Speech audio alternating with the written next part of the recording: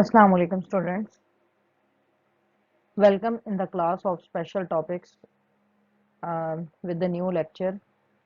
In this lecture of solutions, we will differentiate between ideal and non-ideal solution uh, through its definition. We will see what are the characteristics of ideal and non-ideal solution and examples. Then we will discuss Raoult's law, which is a very important format in order to judge the ideality and non-ideality of solutions.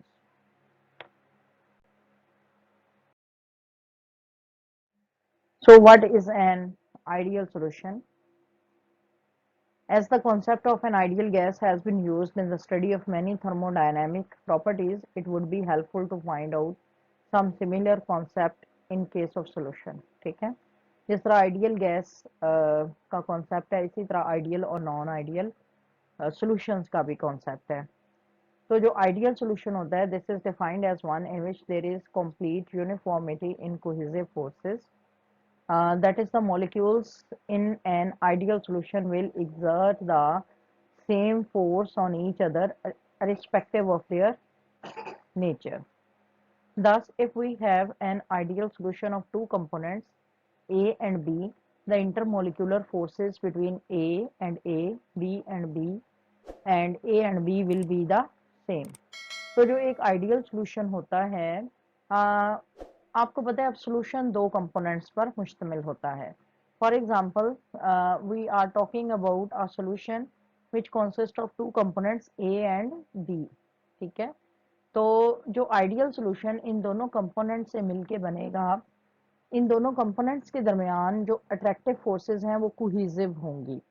इसका मतलब ये है कि ए और B के दरमियान जो attractive forces हैं उनकी मिकदार उतनी ही होगी जितनी ए और ए के दरमियान.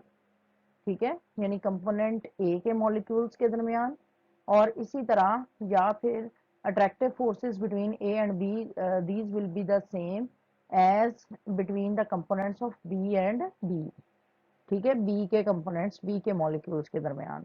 तो ऐसे अगर हम दो सल्यूट या सॉल्वेंट को आपस में मिक्स करें, ठीक है, तो उससे जो सॉल्यूशन बनेगा वो आइडियल सॉल्यूशन होगा.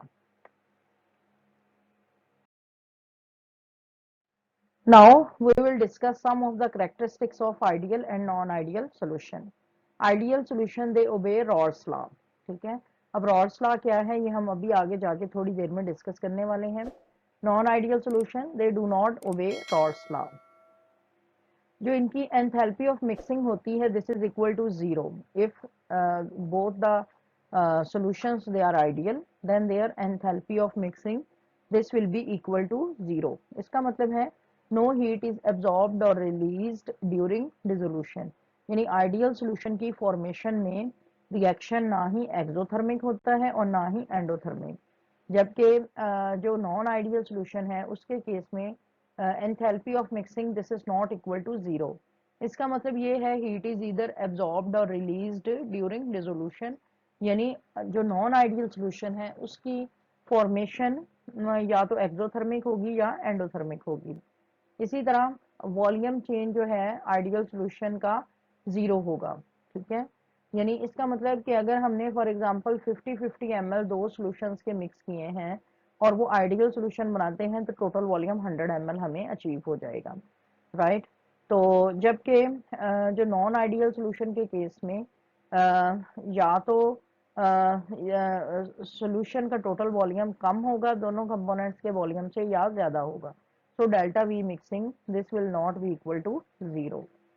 अच्छा जी, अब आइडियल सॉल्यूशन में पी जो है वो पार्शियल प्रेशर को रिप्रेजेंट करता है, और इसको हम इस तरह से पढ़ेंगे इस फॉर्मूला को. एक्चुअली ये रॉल्स लॉ का फॉर्मूला है, और ये फॉर्मूला ये कहता है कि partial pressure of component A this is equal to component A in solution this is equal to the product of partial pressure of pure component A multiplied by mole fraction of component A. ठीक है, ये इसके बराबर होता है. यानी component ए solution के अंदर हो या अलोन हो, ठीक है, अलोन प्रेजेंट हो, तो उसका पार्शियल प्रेशर सेम ही होता है और ये इसके मोल फ्रैक्शन के प्रोडक्ट के बराबर होता है। जबकि नॉन आइडियल सॉल्यूशन में P A is not equal to P not A into X A के बराबर होता है। ये चीज़ आपको अभी हमने इसी लेक्चर में रॉल्स लॉ को स्टडी करेंगे तो आपको ये अच्छे तरीके से समझ आ जाएगी। Components of ideal solution can be separated in pure form by fractional distillation. जो प्योर आइडियल सॉल्यूशन है उसके कंपोनेंट्स को प्योर फॉर्म में फ्रैक्शनल डिस्टिलेशन के जरिए हम सेपरेट कर सकते हैं, जबकि नॉन आइडियल सॉल्यूशन के कंपोनेंट्स को प्योर फॉर्म में हम फ्रैक्शनल डिस्टिलेशन के जरिए सेपरेट नहीं कर सकते। अब ये फ्रैक्शनल डिस्टिलेशन का जो फिनोमेना है इसको भी आगे वाले लेक्चर्स में हम बड़ी डिटेल से स्टडी करेंगे। Examples of ideal and non ideal solution, ये हमारे पास बेंजीन एंड टॉलवीन, ठीक है। ये हमारे पास है आइडियल सॉल्यूशन की एग्जांपल, यानी एक ऐसा सॉल्यूशन जो कि रॉल्स लॉ को ओबे करता है at all concentrations and temperatures, उसको हम आइडियल सॉल्यूशन बोलते हैं। Benzene and toluene, n-heptane and n-hexane, these are the examples of ideal solution. जबकि नॉन आइडियल सॉल्यूशन क्या होता है, which fails to fulfil the characteristic of an ideal solution, यानी वो तमाम टेम्परेचर्स पे और तमाम कंसंट्रेशंस पे रॉल्स लॉ को फॉलो नहीं करता, तो उसको हम बोलते हैं non ideal solution. Non ideal solution की एग्जांपल्स में है ethanol and water, nitric acid and water.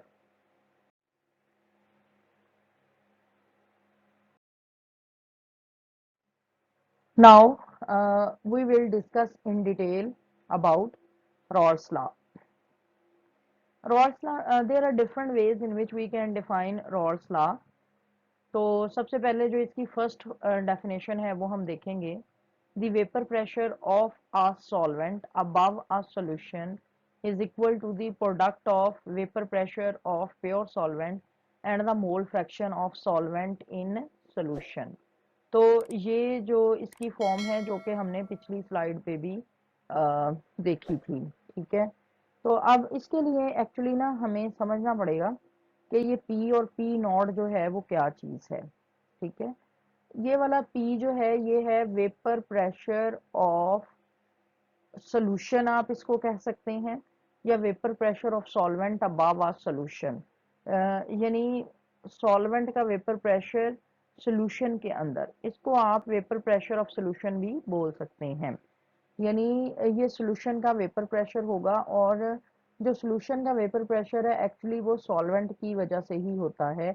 अगर हमने उसमें एक सॉलिड सल्यूट डिसॉल्व किया हो, इसलिए P से मुराद हम वेपर प्रेशर ऑफ सोल्यूशन ही लेते हैं। जबकि P नॉट ये होगा vapour pressure of pure solvent जब वो सोल्यूशन फॉर्म में ना हो।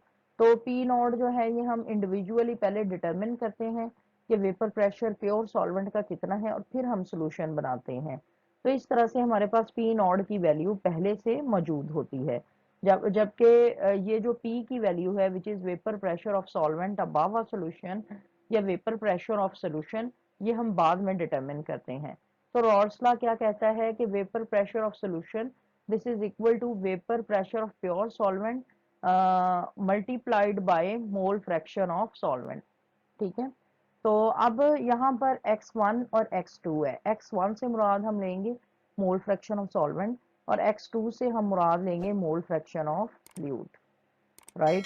अब यहाँ पर देखें ये बता भी दिया गया है where P is the vapour pressure of solvent in the solution and P not is the vapour pressure of pure solvent and x1 is the mole fraction of solvent, ठीक है। अब ये चीज हमने मोल फ्रैक्शन वाली definition में पढ़ी थी, यानी x1 plus x2 this is equal to 1। इसमें x2 जो वो क्या है, mole fraction of solute, right. तो अगर हमने यहाँ पर x1 की वैल्यू लेनी है तो वो बराबर आ जाएगा 1 माइनस x2 के। अब ये वैल्यू जो है हमने इस इक्वेशन में यहाँ पर अगली वाली स्लाइड में पुट कर देनी है। तो हमारे पास क्या आ जाएगा, P is equal to P not, x1 की हम इसमें वैल्यू लगा देंगे, P is equal to P not into 1 minus x2। ये हम अगली स्लाइड पे जाके अभी देखते हैं।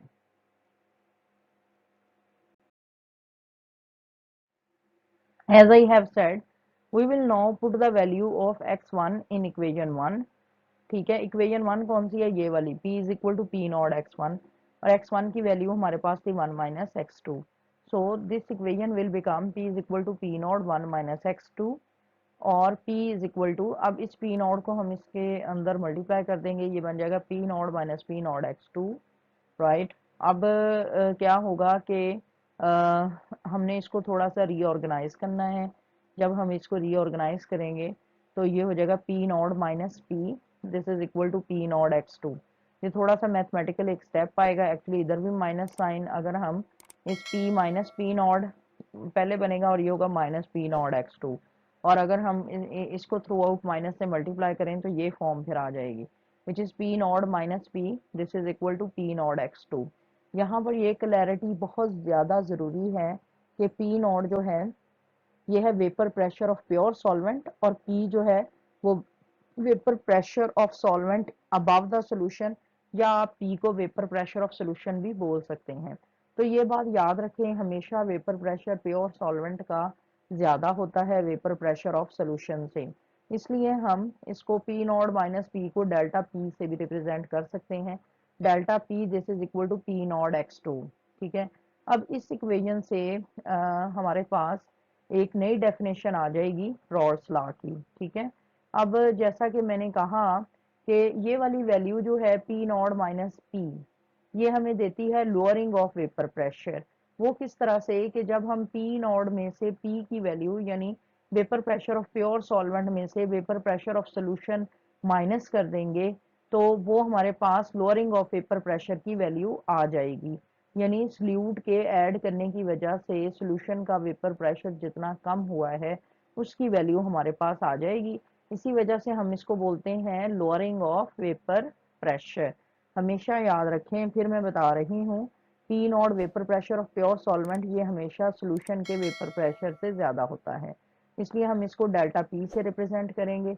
Delta P is called lowering of vapour pressure. So lowering of vapour pressure, this is directly proportional to the mole fraction of solute, यानी delta P proportional to x2, अगर हम इसको पी नॉट को प्रोपोर्शनैलिटी साइन के equal consider कर लें.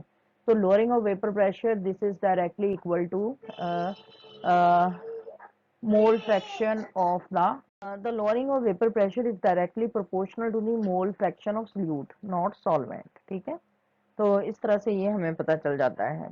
अगर हम इस इक्वेशन को थोड़ा सा रीऑर्गेनाइज करें तो ये जो डेल्टा पी ये बराबर आ जाएगा divided by P not, this is equal to x2. अब अगर ये वाला delta P lowering of vapour pressure है तो delta P over P not इसको बोलते हैं relative lowering of vapour pressure. तो इस तरह से हमारे पास एक और डेफिनेशन आ जाएगी रॉल्स लॉ की, which states that relative lowering of vapor pressure is equal to mole fraction of solute. अब यहाँ पर बहुत ही माइन्यूट सा डिफरेंस है इस डेफिनेशन में और इस इक्वेशन के मुताबिक डेफिनेशन में. ये है lowering of vapour pressure is directly proportional to mole fraction of solute, और ये है relative lowering of vapor pressure is equal to mole fraction of solute. Hope you people have understood that difference.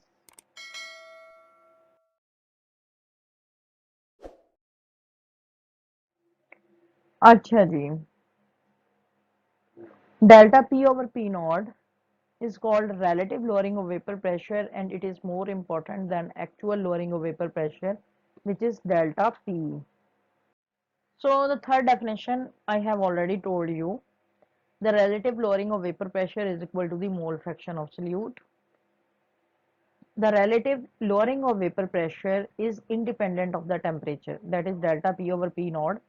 This is independent of temperature and this depends upon the concentration of solute.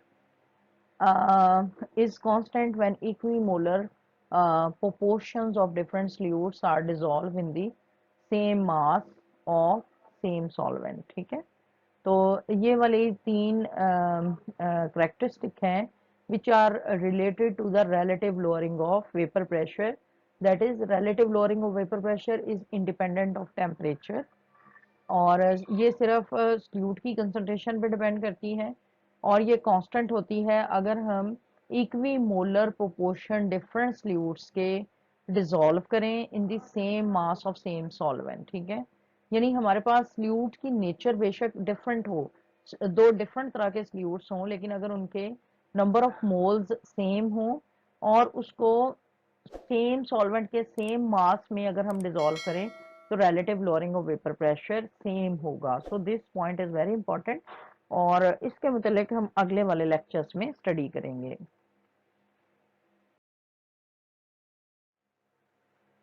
Thank you very much for watching this video. In the next lecture, we will meet with another interesting topic. Please subscribe, like, and share. Allah Hafiz.